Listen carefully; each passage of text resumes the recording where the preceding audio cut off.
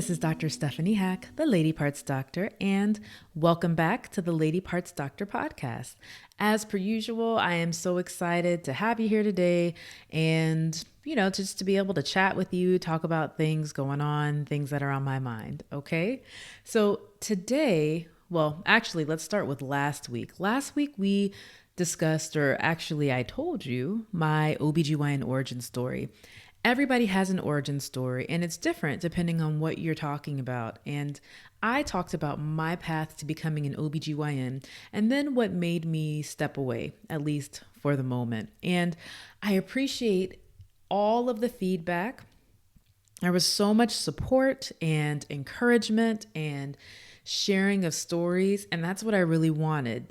That podcast, that particular post gave me the opportunity to just write and reflect on my path, where I've been, where I am now, and where I want to go. And so I hope by doing that exercise for me would also be at least an interesting exercise for you and hopefully a helpful exercise for you. So thank you again for joining me for that conversation. If you haven't listened to it, go back and listen to it and let me know your thoughts. This week, we're talking about a different topic. And in preparation for Black Maternal Health Week, I thought this would also be appropriate. I read an article in the New York Times yesterday about a woman's experience with going to the doctor. This was a Black woman with a history of heart conditions, but otherwise in excellent physical shape, and she began to have severe chest pains and episodes of passing out. Bad, right? I know. I hear this and think, this is not normal. She needs to make an appointment with her PCP, her primary care provider. Knowing her own history, she found a highly recommended cardiologist hundreds of miles from her home and booked a flight to go see him. I hear this and think, okay, that seems a little extreme, but you do what you have to do. As someone willing to travel an hour for a hair appointment, I completely understand flying across the country to see a doctor for my heart. Of course, someone so highly recommended is worth it, right? And is sure to solve her medical mystery. Except he didn't. Instead, he dismissed her symptoms, gave her a new heart medication, and told her to exercise. What? What? That is crazy. That's what I'm thinking, and you might think that to yourself as well. It must be a rare occurrence, except it isn't. Multiple articles in the last few weeks have discussed the term medical gaslighting, in which patients feel that their symptoms are arbitrarily dismissed as insignificant or labeled as primarily psychological by doctors. Man, most of these articles have been published in the last week. I don't know what's going on, right? But this is something that we need to talk about. I didn't need an article to tell me this, though.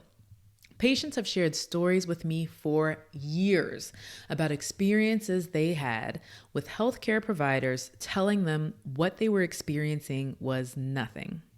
In certain circumstances, they didn't perform any kinds of testing either. So they didn't even really investigate, right? They just dismissed their concerns.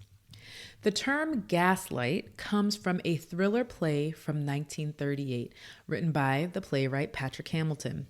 Gaslight is the story of a husband who tries to convince his wife that she is insane.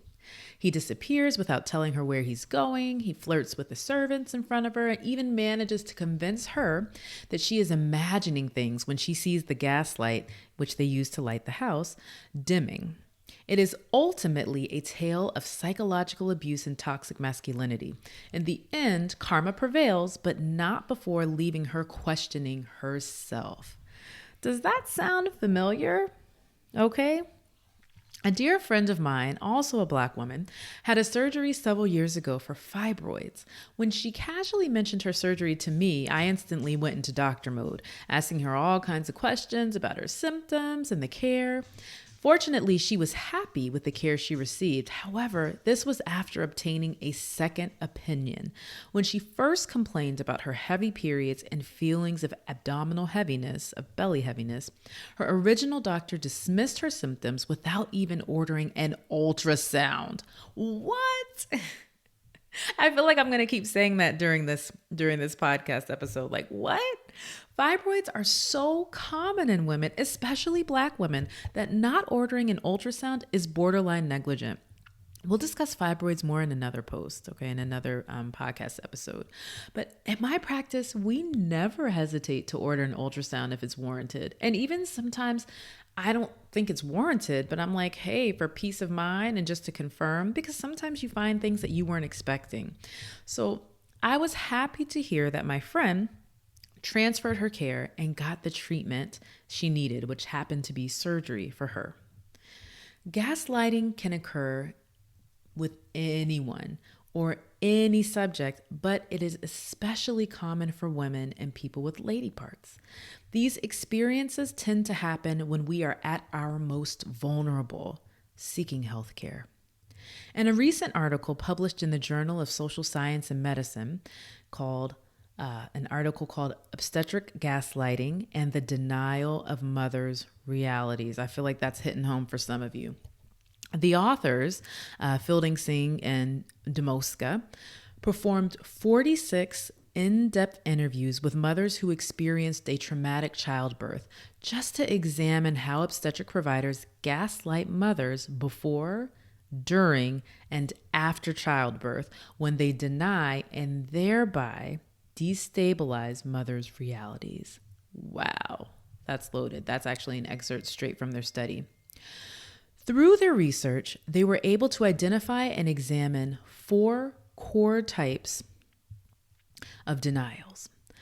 1, denials of mother's humanity. 2, denials of mother's knowledge as valid. Oh, goodness. 3, denials of mother's judgments as rational. And 4, denials of mother's feelings as legitimate. Basically, these women were told that what they experienced didn't happen, at least not the way they thought it did, that they deserved whatever did happen, and that they should feel differently about their experiences. The fact that we must even do this research means we have a lot of work to do. In a similar vein, a popular blog by Dr. Amy Toutier, and I might be butchering her name, but she's a former Harvard OBGYN. Her blog post breaks down the obstetric gaslighting performed by Millie Hill, author of the Positive Birth book. In response to Hill's statement, and this is from Hill's book, most pregnant women are very scared of labor. But by putting all the focus on how painful it is, are we failing to give them the full picture? And in doing so, could we actually be making labor worse? In some sense, setting them up to fail. Dr. Tudor responds, stating, "You might have thought that the hours you spent in labor were agonizing, but Millie Hill knows better. Denying the reality of women's experiences of agony and trauma in labor is a form of psychological abuse." You can't see it, but that's me clapping. Now, I'm all for positivity, but this is a bit extreme, even for me. As someone who has had a scheduled C-section and a successful vaginal birth after cesarean, VBAC, I can honestly say that all of it hurt. Childbirth hurts. It does. It is amazing. It is awesome. It is beautiful.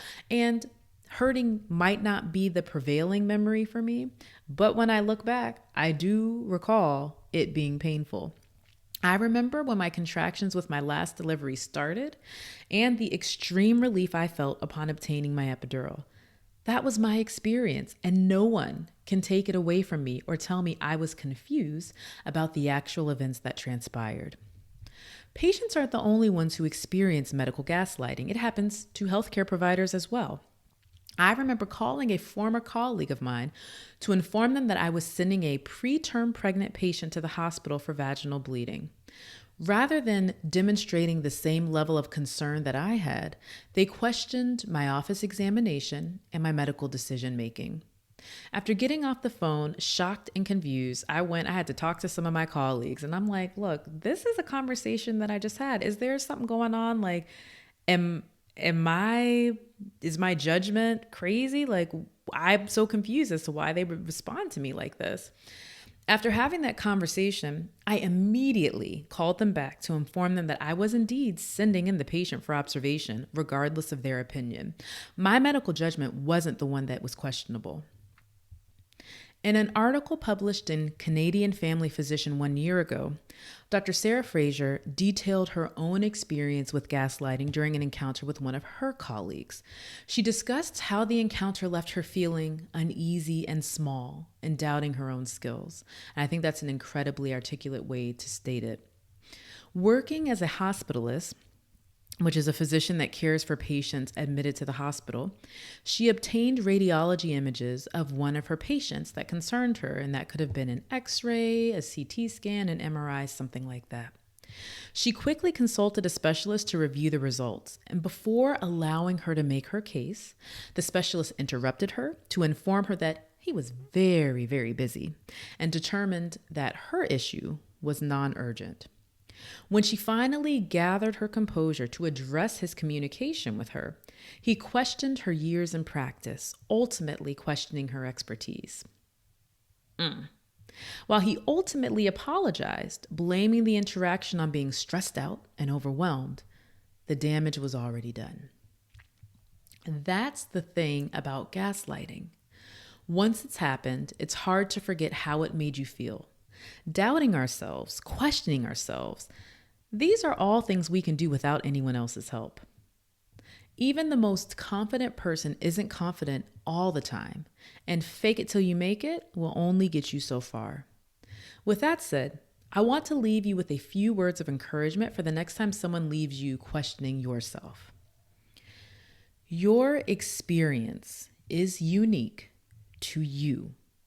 No one else needs to experience it in the same way you did for it to have happened. Your feelings are valid because they are your feelings. It's as simple as that. You deserve to speak and live in your truth. And I'm leaving you on those thoughts, okay? Again, this is Dr. Stephanie Hack, the Lady Parts Doctor. Don't forget to subscribe to the blog, the podcast, the YouTube channel, Instagram, Twitter, all of that. And I want to know your stories, so please share them. You can message me at drhack@ladypartsdoctor.com, or you can leave a message on the ladypartsdoctor.com website. All right, until next time, take care.